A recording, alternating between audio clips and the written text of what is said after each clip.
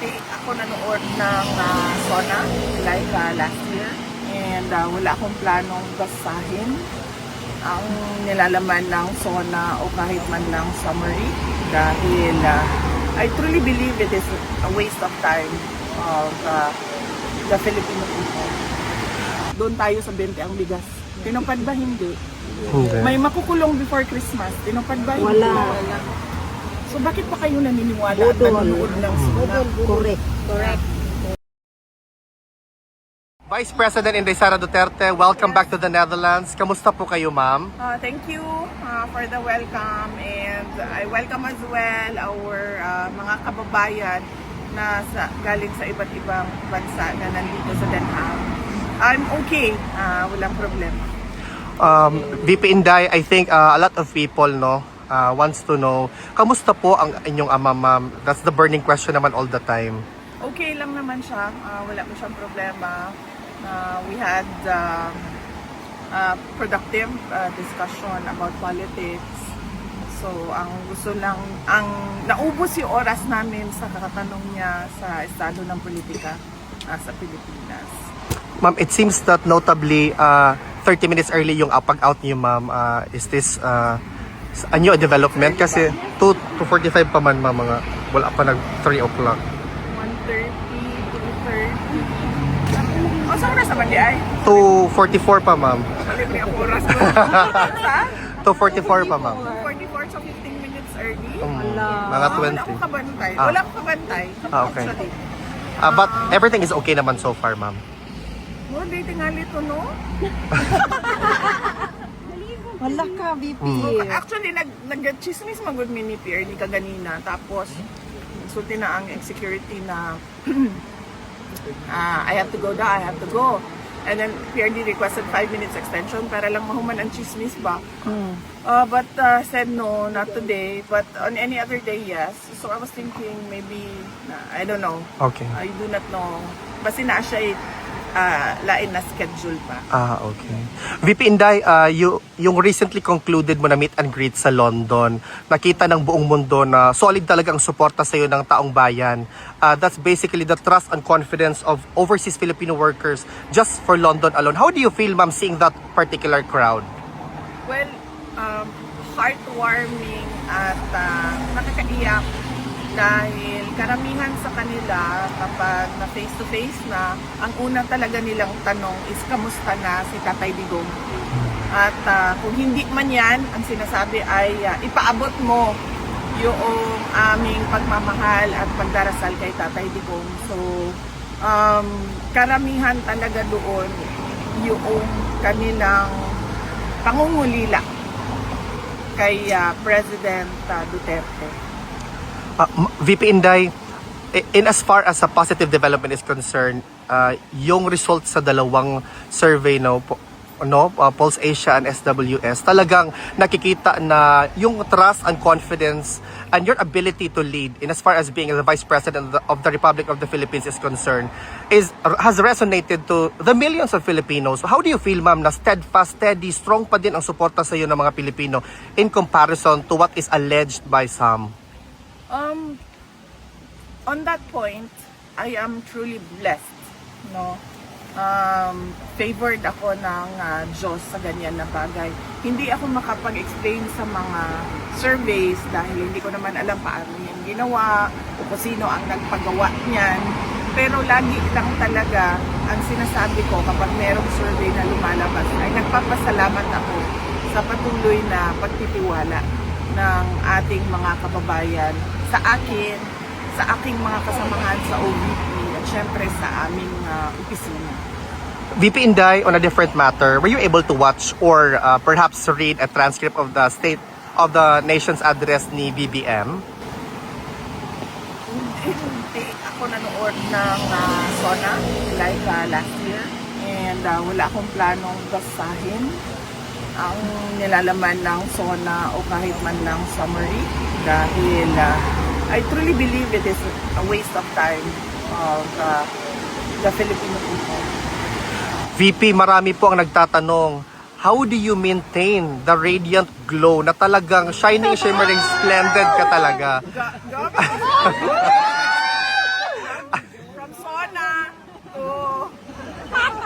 beauty and wellness. Ha? Akyat puti. Kasi ma'am, ang dami nagtatanong ma'am, how do you keep such a radiant glow knowing na kabilat kanan yung atake sa iyo ma'am, may it be personal or political? Hindi ko lang alam ha, sandali lang. Gusto ko lang matanong kung hindi ba ganito ang glow ko noon, 2022? Ganito. Actually, mas ma'am, mas grabe. Yes. Grabe, Jude. Wala man kasing difference sa akin simula nung 2022 hanggang ngayon. Siguro nadagdagan lang yung skincare kasi nga. Kasi ito, ma'am. Kasi nagkakaedad, di ba? Pag mahirap na pag 38 ka lang, tapos namumukha kang 68. kaya siya kapag Mag-guilty, mabutaan na rin. pag nagkakaedad, ma'am, wala akong pinapatamaan.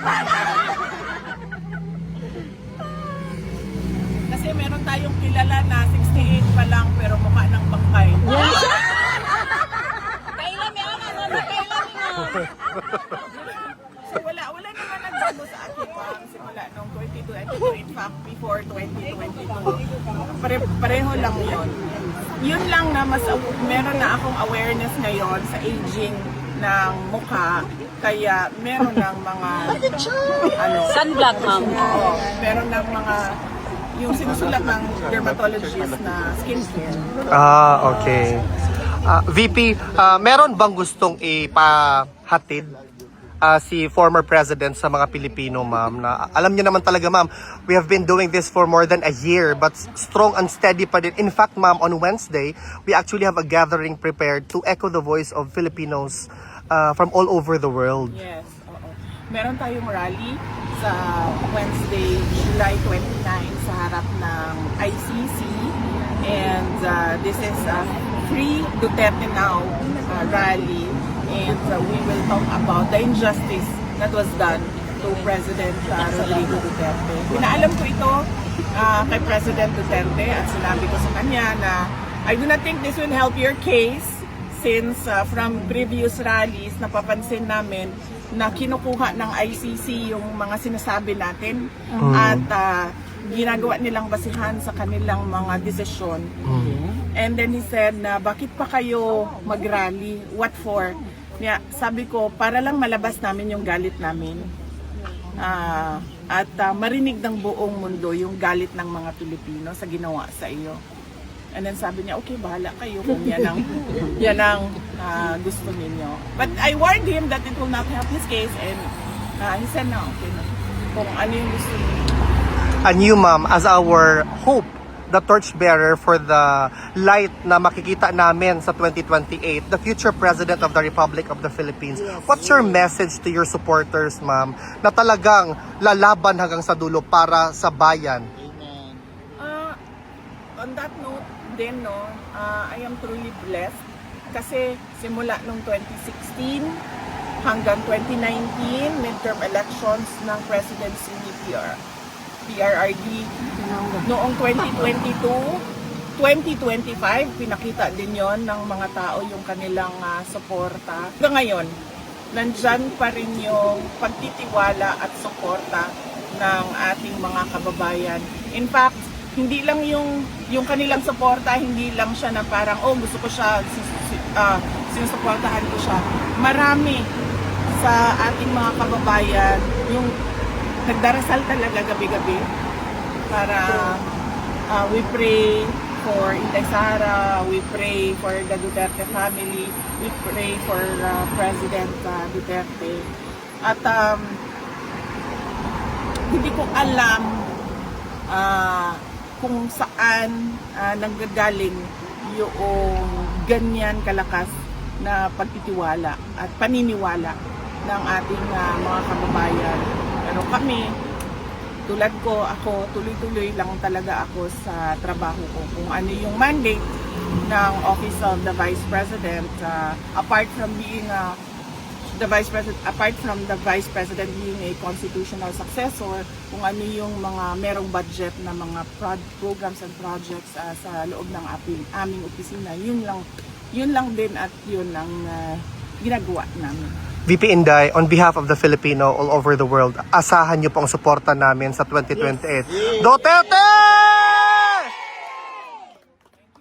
Dapat tayo maging mapagmatyan, dapat tayo makialam dahil sinabi ko na nga noon, 'di ba? We do not know if we still have a country by 2028. And at the rate that this dictatorship is going, we do not even know if there will be elections on 2028. Just keep Kaya, praying, ma'am. kaya, yes ma'am, yung unang-una, dasal. Tapos pangalawa, kailangan talaga tayo makilahok, makialam, pumuna sa ginagawa ng administrasyon. Maraming salamat. Question ka? Ma'am, question. Last year sona po ni PBBM, nabanggit po niya yung mahiya naman kayo. And then according to him, ma'am, he's the one na na-expose about sa corruption, especially po sa flood control scheme. And then sabi po niya, wala daw pong administrasyon ng mga nakaraan ang may nagawa tungkol dito. Siya lang daw po ang may mga napakulong and then may na-frozen na asset. Wala naman siya napakulong sa flood control scandal eh. At saka, yung sinabi niya na mahiya naman kayo, it was a PR stunt na sinali nila yung linya na yon sa speech niya na nag-backfire. Dahil ang katotohanan naman kasi talaga, ghost projects yung flood control kung hindi man substandard, unfinished or substandard projects. No? So, sinasabi niya na lang yan ngayon na parang ako yung nagsabi ng mahiya naman kayo para mailayo niya yung sarili niya doon sa flood control scandal. Unfortunately, hindi niya pwedeng gawin na ilayo niya yung sarili niya doon sa korupsyon sa flood control scandal kasi siya yung pumirma ng budget. Yan yung inuulit-ulit ko na it is doon sa pag-file ng impeachment case sa kanya. Yun yung impeachable offense doon. Nagpumirma ka ng budget na alam mo madaming insertions. Na alam mo yung NEP mo hindi na siya yung lumabas na GAA.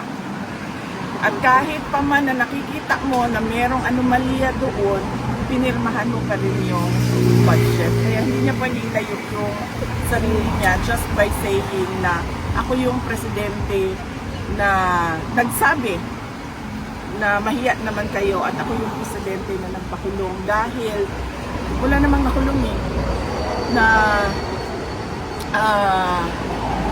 walang nakulong na mga tao na tumanggap ng mga maleta na galing sa flood control scandal. And ma'am, kanina sa zona po niya, nabanggit po niya na malapit na daw, or kakasuhan na daw po si Romualdez at may mga congressman na po na parang magsiserve na po na sila ng warrant po sa mga congressman na involved po sa flood control scandal. Di ba yan din yung sinabi niya last year, bago mag-December may makukulong na. So meron bang nakulong bago mag-Christmas? Wala. So wag niyo na i-expect na makulong yung dating speaker o mga members ng House of Representatives. Huwag niyong balik na lang tayo sa 20 pesos ang bigas. Yes. Diba? O hindi, balik tayo sa akin. Sa akin na lang. Dalawa lang ang hiningi ko eh. Nung pumayag ako na tumakbo, katandem niya bilang kanyang Vice President. Yung isa doon, buwan pa lang hindi na niya sinunod. Wala pang 1 year. Isa lang yon. Related lang yon sa pakiusap ko sa kanya sa kailangan kong gawin gabi-gabi para sa aking mga anak kasi bata kayong mga anak ko. Wala siyang, hindi niya tinupad. Sige, sabihin na natin, no, personal yan eh. Pwede naman hindi to pa rin yan. Eh. Okay, fine. Doon tayo sa 20 ang bigas. Tinupad ba? Hindi.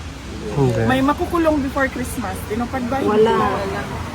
So bakit pa kayo naniniwala at nanonood ng sila? Correct. Hindi na tayo. VP Inday, maraming VP Inday, maraming salamat po, ma'am. Okay.